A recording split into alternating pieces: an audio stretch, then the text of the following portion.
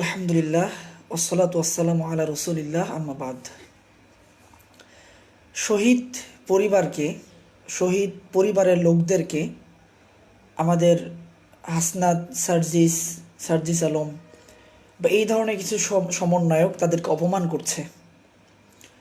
মানে আপনারা হয়তো ইতিপূর্বে দেখেছেন, হাসনাত, সার্জিস ওনারা ওনাদের ফেসবুক পেজ থেকে একটা কনসার্ট হবে, একটা গানের একটা অনুষ্ঠান করবে। তারা একটা ইসলামিক একটা গানের অনুষ্ঠান করবে। সেই গানের কনসার্টকে তারা তো প্রমোট করছেই, এবং সেই হারাম একটা অনুষ্ঠানকে তারা সেটাকে উপার্জনের মাধ্যম হিসাবে ফর্ম ফিল আপ করতে বলে, যে সেখান থেকে কিছু টাকা আসবে, এই টাকা যারা 24-এর আহত নিহত তাদের পরিবারকে দেয়া হবে। আমার প্রথম প্রশ্ন, যারা এই 24-এ যারা শহীদ হয়েছেন, কোন শহীদ পরিবার আপনাদেরকে বলেছে যে আপনারা গান বাদ্য ইসলামিক কনসার্ট করে সেই কনসার্টের টাকা শহীদদের সন্তান পরিবারকে আপনারা দিবেন? কোন শহীদরা বলেছে?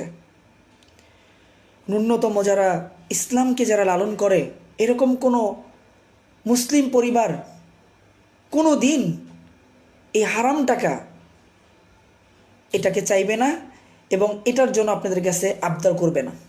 এটা একটা স্বাভাবিক প্রক্রিয়া। আপনারা একটা জিনিস চিন্তা করুন, এদেশের মানুষ ইসলাম প্রিয়, মুসলিম, তারা এরকম গান বাদ্যর একটা অনুষ্ঠান, এরকম একটা হারাম একটা জায়গা থেকে উপার্জন, সেখান থেকে কি অর্থ সহায়তা নিবে? তাহলে এটা কি তাদেরকে অপমান করা নয়? কোনো শহীদ পরিবার কি আপনাদেরকে এটা বলেছে? তাহলে আপনারা কেন এটা করছেন? এই গেল একটা বিষয়।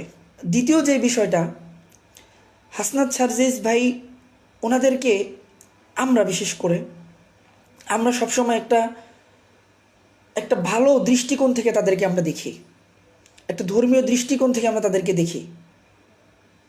কিন্তু তারা এটা কি করলো, আসলে আমরা অবাক হচ্ছি, মানে অবাক হয়ে যাচ্ছি। এই যে তাদের এই কাজগুলো করার অন্যতম কয়েকটি কারণ হতে পারে। এর মধ্যে একটি কারণ হলো যে তাদের যে বুদ্ধিবৃত্তিক, যে আমার মনে হয় যে বুদ্ধিবৃত্তিক পরাজয় তাদের হচ্ছে দিন দিন। সেটা কিভাবে? যে তারা এখন নিজেদেরকে সেকুলার প্রমাণ করতে চাচ্ছে, এই জন্যই হয়তো তারা এইটা করেছে। এটা আমার কাছে মনে হচ্ছে, বাস্তবতা নিরিখে এটাই মনে হচ্ছে যে তারা নিজেদেরকে সেকুলার প্রমাণ করতে চাচ্ছে। আরে ভাই, আপনি যদি মুসলমান হন, আপনি যদি ধার্মিক হন, তাহলে আপনাকে কেন সেকুলার নিজেকে প্রমাণ করতে হবে? কেন প্রমাণ করতে হবে? আপনি কি সেকুলারিজম, আপনি কি এই গান বাজনা এগুলোকে অ্যাভয়েড করে, এগুলোকে পরিত্যাগ করে আপনি একজন ভালো মানুষ হতে পারবেন না? একজন দেশপ্রেমিক হতে পারবেন না? যদি হতে পারেন, তাহলে কেন এগুলোকে আপনাদের প্রমোট করতে হচ্ছে? আর যদি মনে করেন গান বাদ্য ছাড়া ভালো মানুষ হওয়া যায় না, নিরপেক্ষ হওয়া যায় না, তাহলে আমি বলবো যে জাতির সামনে আপনারা এটা ক্লিয়ার করেন যে বাংলাদেশের কোটি কোটি মানুষ যারা গান বাদ্যকে পছন্দ করে না, যারা যে রিলিজিয়াসে এই গান বাদ্য হারাম, অপসংস্কৃতি, এটা হারাম, এগুলো থেকে যে বাংলাদেশের কোটি কোটি মানুষ যারা রয়েছেন, যারা ভালো মানুষ, তারা সবাই ভালো মানুষ না, তারা সবাই নিরপেক্ষ না, তারা সবাই গুড নাগরিক না। এটা আপনারা বলেন, ঘোষণা দিয়ে দেন। যদি তাই হয়, তাই যদি না হয়, তাহলে আপনারা কেন নিজেদেরকে ওভার সেকুলার প্রমাণ করতে যাচ্ছেন? এটা আপনাদের কাছে আমাদের প্রশ্ন। আসলে আমরা চোট পেয়েছি যে এই কাজটা আপনারা করলেন। এটা যদি অন্য কেউ করতো, তাহলে আমাদের কোনো কথা থাকতো না, কারণ এরকম তো সবাই করতেছে, তাই না? তাদেরকে নিয়ে তো আমরা কথা বলি না, কিন্তু আপনাদেরকে নিয়ে কেন বলছি? কারণ আপনাদের প্রতি আমাদের একটা সিম্পেথি আছে। আমরা আপনাদেরকে অন্য দৃষ্টিকোণ থেকে দেখি। আমরা মনে করি যে, আমরা ধরে নিয়েছিলাম যে আপনারা মুসলমানদের নেতৃত্ব দিচ্ছেন, তো আপনারা আমাদের নেতৃত্ব দিচ্ছেন, মুসলমানদের নেতৃত্ব দিচ্ছেন। আমরা যারা ধার্মিক, আমরা যে ধর্মকে অন্তর থেকে লালন করি, ভালোবাসি, আমরা তো এমন নেতা কখনো আশা করি না যারা নিজেকে সেকুলার প্রমাণ করতে গান বাদ্যকে প্রমোট করে। অসম্ভব। এটা আমার ধর্মের সাথে সরাসরি সাংঘর্ষিক। তাহলে এটা কেন এইরকম এইরকম গুণে যারা গুণান্বিত, এরকম নেতাকে কিভাবে আমরা মন থেকে মেনে নেব? এটা হচ্ছে আমাদের কষ্টের জায়গা। এবং এখানে আমি আরেকটা ছোট্ট কথা অ্যাড করি যে 24 অভ্যুত্থানের, এটা বলার বিষয় এরপরও বলছি, 24 অভ্যুত্থানের জন্য বিশেষ করে উলামা ইকরামের যে অবদান, এটা তো দিবালোকের মতো স্পষ্ট। আপনি যদি আমার কথা বলেন, আমরা তো ছোট মানুষ, ছোট্ট করে আমাদের জায়গা থেকে আমরা কতটুকু করেছি সেটা আমাদের ফেসবুক পেজে বা আমাদের প্ল্যাটফর্মগুলোতে গেলেই বুঝতে পারবেন আমরা কতটুকু করেছি। বাট এটা বলার উদ্দেশ্য না। বলার উদ্দেশ্য হচ্ছে যে ভাই 24 অভ্যুত্থানে তো আমাদেরও অবদান ছিল। তো অগ্রে আপনারা নেতৃত্ব দিয়েছেন, আমরা তো আপনাদেরকে অনুসরণ করেছি। তো আমরা যাদেরকে অনুসরণ করলাম, তো আপনাদের যদি এই গুণ হয়, আপনারা যদি ওভার সেকুলার শাস্তে যান, তাহলে তো এটা আমাদেরকে কষ্ট দিবে, আমরা তো এটা মানতে পারবো না। এটা খুব স্বাভাবিক প্রক্রিয়া। তো আমি আবারও বলছি যে গান বাদ্যের কনসার্ট করে সেখানে ব্যাপনা হবে, হ্যাঁ, কি হয় কনসার্টগুলোতে আমরা জানি। হ্যাঁ, তো এই কনসার্টগুলোতে কি হয় এগুলো আপনারা গুগল সার্চ করলেই পেয়ে যাবেন। এইটার জন্য আলাদা করে বিশ্লেষণ দেওয়ার কিছু নেই।